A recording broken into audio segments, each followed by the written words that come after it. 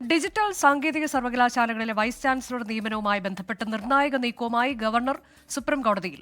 Vice chancellor നിയമന പ്രക്രിയയിൽ നിന്ന് മുഖ്യമന്ത്രിയെ നീക്കണം എന്നാണ് ആവശ്യം.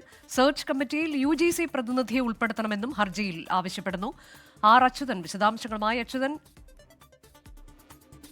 ഡിജിറ്റൽ സാങ്കേതിക സർവകലാശാലകളിലെ വൈസ് ചാൻസലർ നിയമനവുമായി ബന്ധപ്പെട്ടാണ് ഗവർണർ ഒരു നിർണായക നീക്കം നടത്തിയിരിക്കുന്നത്. സുപ്രീം കോടതിയിലേക്ക് എത്തിയിരിക്കുന്നു ഗവർണർ. വൈസ് ചാൻസലർ നിയമന പ്രക്രിയയിൽ നിന്ന് മുഖ്യമന്ത്രിയെ നീക്കണം എന്നുള്ളതാണ് ആവശ്യം. അച്യുതൻ വിശദാംശങ്ങളുമായി. അച്യുതൻ, ഇതിൽ കൃത്യമായി തന്നെ മാർഗനിർദ്ദേശങ്ങളോടെയാണ് സുപ്രീം കോടതിയുടെ ഉത്തരവ് മുൻപ് വന്നിട്ടുള്ളത്. അതിൽ മുഖ്യമന്ത്രി എന്നുള്ളത് എടുത്തു പറഞ്ഞിരുന്നതുമാണ് ആ ഉത്തരവിൽ. ഇപ്പോൾ അതിനെതിരെയാണോ ഗവർണർ നീങ്ങിയിരിക്കുന്നത്? അനുജ, തീർച്ചയായിട്ടും. അതായത് ഈ സാങ്കേതിക ഡിജിറ്റൽ സർവകലാശാലയിലെ VC നിയമനവുമായി ബന്ധപ്പെട്ട സുപ്രീം കോടതി പ്രസ്താവിച്ച നിർണായക ഉത്തരവ്, അതിൽ പറയുന്നത് ഈ സെർച്ച് കമ്മിറ്റി നൽകുന്ന പേരുകൾ, 3 പേരുകൾ, അതിൽ തീരുമാനം, അതിൻ്റെ പരിഗണനാക്രമം നിശ്ചയിക്കുവാനുള്ള അധികാരം മുഖ്യമന്ത്രിക്കാണ്. മുഖ്യമന്ത്രിയായിരിക്കും ആ പരിഗണനാക്രമം നിശ്ചയിച്ചുകൊണ്ട് ചാൻസലറായ ഗവർണർക്ക് കൈമാറുക. തുടർന്ന് വേണം ഗവർണർ, അതായത് ചാൻസലർ, ഇക്കാര്യത്തിൽ തീരുമാനമെടുക്കാൻ എന്നായിരുന്നു ആ ഉത്തരവ്. എന്നാൽ ആ ഉത്തരവിലെ ആ നിർണായക ഭാഗത്തിനെതിരെയാണ് ഇപ്പോൾ ഗവർണർ സുപ്രീം കോടതിയിൽ സമീപിച്ചിരിക്കുന്നത്. അതായത് വൈസ് ചാൻസലർ നിയമന പ്രക്രിയയിൽ നിന്ന് മുഖ്യമന്ത്രിയെ നീക്കണം, അതായത് മുഖ്യമന്ത്രിക്ക് അങ്ങനെ ഒരു പരിഗണനാക്രമം നിശ്ചയിക്കുന്ന ആ ഒരു സ്ഥാനം അത് നീക്കം ചെയ്യണം എന്നാവശ്യപ്പെട്ടുകൊണ്ടാണ് ഇപ്പോൾ സുപ്രീം കോടതിയെ സമീപിച്ചിരിക്കുന്നത്.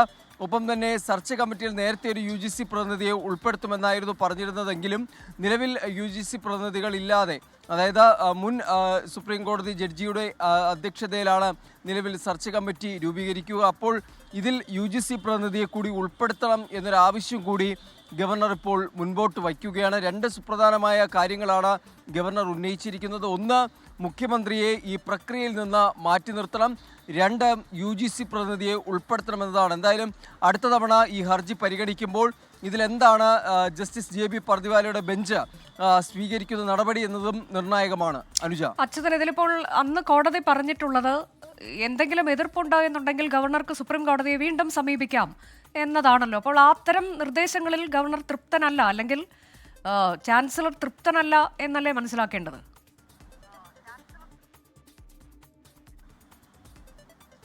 അനുജ, ഈ സെർച്ച് കമ്മിറ്റി നൽകുന്ന പേര്, അതായത് സെർച്ച് കമ്മിറ്റി മുഖ്യമന്ത്രിക്ക് പേരുകൾ നൽകുന്നു. മുഖ്യമന്ത്രി അതിൽ പരിഗണനാക്രമം നിശ്ചയിച്ച് ഗവർണർക്ക് കൈമാറുന്നു.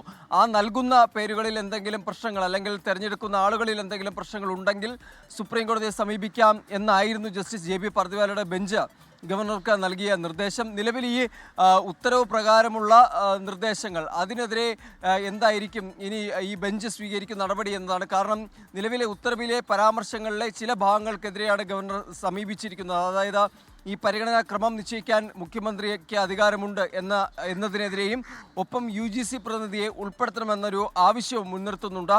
എന്തായാലും ഇതിൽ ഏത് രീതിയിലായിരിക്കും കോടതി ഇടപെടുക എന്നതും നിർണായകമാണ്. മുഖ്യമന്ത്രി മാറ്റി നിർത്തുന്ന തരത്തിലേക്ക് ഒരു തീരുമാനമെടുക്കുമോ, അല്ലെങ്കിൽ അത് തള്ളിക്കൊണ്ട് UGCയെ അംഗത്തെ കൂടെ ഉൾപ്പെടുത്തുവാനുള്ള ഒരു തീരുമാനത്തിലേക്ക് എത്തുമോ എന്നതാണ് നിർണായകം. അനുജ, അതാണ് ഡിജിറ്റൽ സാങ്കേതിക സർവകലാശാലകളിലെ VC നിയമനവുമായി ബന്ധപ്പെട്ടാണ് ഗവർണർ സുപ്രീം കോടതിയിലേക്ക് വീണ്ടും എത്തിയിരിക്കുന്നത്. നിയമന പ്രക്രിയയിൽ നിന്ന് മുഖ്യമന്ത്രിയെ നീക്കണമെന്നതാണ് ഒരാവശ്യം. മറ്റൊന്ന്, സെർച്ച് കമ്മിറ്റിയിൽ UGC പ്രതിനിധിയെ മുൻപുണ്ടായിരുന്നതാണ്. UGC പ്രതിനിധിയെ ഉൾപ്പെടുത്തണമെന്ന ആവശ്യം കൂടി ഗവർണർ മുന്നോട്ട് വയ്ക്കുകയാണ്.